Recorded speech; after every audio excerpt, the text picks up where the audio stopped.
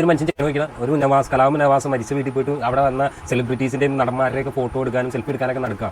നിങ്ങൾ ചെയ്യൂ, ഞാനും ചെയ്യില്ല, നിങ്ങളും ചെയ്യില്ല. കാരണം എന്താ, നമുക്കത് ചിന്തിക്കാനുള്ള ബുദ്ധിയുണ്ട്, ബോധമുണ്ടല്ലേ, അതൊക്കെ ഉണ്ട്. ആ ഒരു മനുഷ്യന് സുഖമില്ലാത്തൊരു വ്യക്തിയാണ്. ആ ഒരു വ്യക്തിയെ കാണുമ്പോൾ തന്നെ അറിയാം നമുക്ക്. എന്നാൽ സോഷ്യൽ മീഡിയയിൽ ആകുന്ന അദ്ദേഹത്തിന് ചീത്ത പറച്ചിലും ചീത്തയും ആകെ തെറിവിളിയും ചീത്തയാണ് നടന്നുകൊണ്ടിരിക്കുന്നത്. അത് അറിയാൻ പാടില്ലാത്തവരായിരിക്കും. ഞങ്ങളുടെ തൊട്ട അയൽവക്കക്കാരനാണ്, നമ്മൾ സ്ഥിരമായിട്ട് കാണുന്ന ഒരു വ്യക്തി തന്നെയെന്ന് പറയാൻ പറ്റും. സനൂപ്, ആലുവ എടയപ്പുറം, അവിടെയാണ് വീട് ആളുടെ. അവിടെ ചെന്ന് കഴിഞ്ഞാൽ നിങ്ങൾക്ക് സ്വാഭാവികമായിട്ട് ഈവനിങ് ടൈമിൽ വൈകിട്ടൊക്കെ പോയാലും കാണാൻ പറ്റും. ആൾ അവിടെ ഇവിടെയൊക്കെ ആയിട്ട് ഇരിപ്പുണ്ടാവും.